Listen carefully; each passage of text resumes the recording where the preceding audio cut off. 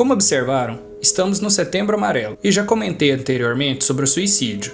E caso queira, pode ligar 188 e conversar com alguém do CVV, ou procurar alguém especializado para ajudar um indivíduo em ideação suicida. Mas depois de dito tudo isso, ainda há o Setembro Amarelo, que tem um princípio: salvar as pessoas. Será que ele salva mesmo? E o que a depressão tem a ver com isso? E o que você pode fazer sobre a depressão? Novamente, vale lembrar que o suicídio é o ato, e você não previne isso. O que ocorre é a ideação suicida. E sim, nesse caso o nome importa. Como todas as outras, na verdade. Mas aqui importa bastante. Porque se você quer resolver algo, você tem que conhecer esse algo. Pode ocorrer primeiro pelo menos 4 episódios que a pessoa pensa em retirar a própria vida, antes de haver um planejamento efetivo. Por isso, como dito anteriormente, entre as causas gerais do suicídio, o primeiro é a tentativa anterior. Feita essa pequena revisão, o que um leigo pode, além de notar que o Setembro Amarelo não salva vidas?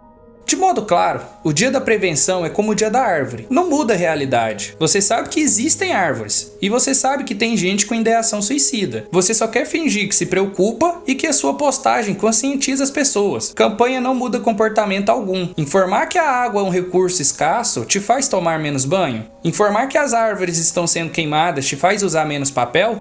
Não, você só quer o conforto e fingimento de que fez a sua parte para um mundo melhor. E a confusão na depressão é que ela não se manifesta claramente para quem a sente. A tristeza é um dos últimos sintomas a aparecer. Começam primeiro os sinais. Você vê seu amigo sorrindo menos frequentemente, levando mais tempo para entender as coisas e sentindo maior dificuldade de raciocinar, junto com esquecimento de compromissos e atrasos. Ele vai ter justificativas provavelmente. Contudo, sabe que ele não era assim. E falar sobre isso não vai ajudar. Vai torná-lo ainda mais falho. Não faz sentido ter tudo preparado, porque ele não sente mais prazer naquilo que ele faz. E tudo isso é determinado pela neuroquímica. Não é evento suficientemente forte que faça a pessoa entrar em depressão. Então, basicamente, ela é herdada. A pessoa pode manifestar sintomas de tristeza e ausência de vontade depois da perda do relacionamento ou falecimento de algum parente. Isso não é depressão. Isso é luto. E as chances de suicídio não são computadas, porque quem comete suicídio não vê razão nem para justificar. Só é a única saída. Quem precisa de motivo para culpar alguém, o trabalho da pessoa ou o término de relacionamento é quem fica vivo e precisa lidar com a dor. Postar imagens e frases de auxílio não muda o status do depressivo. Se palavras fizessem sentido, a corrente de ideias e motivos para viver que ele se dedica por dias pensando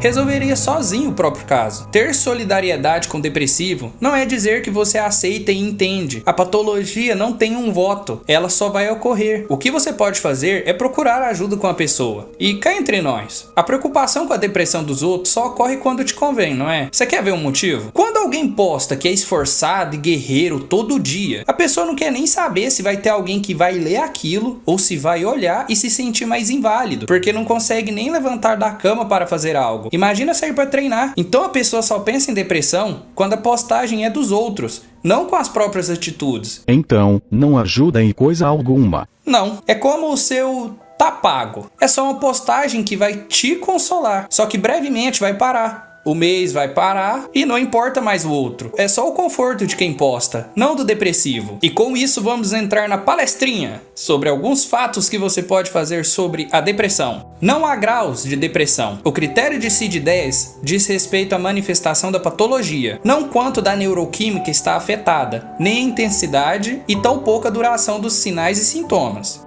A depressão existe. Não é tristeza. Não é como você se sente, é como você se comporta. Por isso, tudo começa por identificar alguns sinais. Sinal é a manifestação objetiva de uma patologia que pode ser observada. Quando você percebe um sujeito que se alimentava bem e agora nem olha para o prato direito, evita o contato visual e chora sem contexto algum, e com algum tempo de reação maior, ou seja, uma demora maior para reagir ao mundo do que antes, isso são indicativos dessa patologia. Normalmente, o choro não vem acompanhado de pensamento, de tristeza ou de desespero. A pessoa nem sabe quando começou a chorar, só não consegue parar. Ou seja, não há o sintoma que as pessoas chamam de aflição ou angústia. Sintoma é aquilo que apenas a pessoa tem acesso, o que ela se queixa. Isso não ocorrerá aqui, porque a pessoa está com prejuízo na descrição das ideias. A alimentação não cura depressão e nem previne psicopatologia alguma. É o tipo fundamental de controle do comportamento. Por exemplo, se você não consegue controlar o que coloca na sua boca,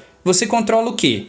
Coisa alguma. A mudança na alimentação diminui alguns sintomas, porque a pessoa assumiu um compromisso de praticar exercício físico ou manter uma rotina alimentar. Quando o profissional que cuida dessa alimentação altera o cardápio, e isso é suficiente para a pessoa sentir-se bem, é porque não era depressivo. O que acontece é que estava fornecendo combustível para o seu organismo de maneira inadequada. E exercício físico também não cura e nem previne depressão. A prática regular de exercício físico, desde a adolescência, diminui as chances de sintomas depressivos por um fator: a estabilidade. O sujeito segue a rotina do esporte com a alimentação controlada, menor ingestão de drogas, práticas diárias de exercício e menor exposição a sintomas de aprovação social. O esporte não é a prevenção, é a escolha para a vida e ter um autocontrole. Conversar sobre a situação também não previne a depressão, com um leigo menos ainda. Acolher o depressivo não o faz melhor, normalmente o faz pior. Ele ainda saberá que está te esforçando e ele não quer ser ajudado. Ele não vê sentido nas coisas, só se sentirá culpado por tomar o seu tempo. Se alguém está muito eufórico em um mês e fica dias sem falar com pessoa alguma, não é depressivo. Ele pode ser bipolar. O tratamento é absurdamente diferente. Então, se o Setembro Amarelo não salva, colocar disponível para ouvir alguém não impede o suicídio, não promove remissão da depressão e não dá significado à vida da pessoa. O que eu posso fazer? Você vai procurar com o sujeito um profissional adequado. Primeiro, jamais diga que alguém é depressivo se não é especialista em psicopatologia. Você pode sugerir que o quadro que a pessoa se encontra possa ser esclarecido com o profissional de uma área comportamental. Jamais tente encontrar sentido na vida da pessoa. Não importa se ela tiver filho, casa, trabalho, dinheiro ou algum sucesso, feito algumas viagens. Informar isso não fará a neuroquímica do cérebro mudar e ele de repente perceber as coisas. Você então pode se colocar disponível para procurar com a pessoa um profissional. Se quer ajudar, faça isso direito, buscando mudanças e não sendo mais um usuário do senso comum, utilizando frases de motivação. Fim.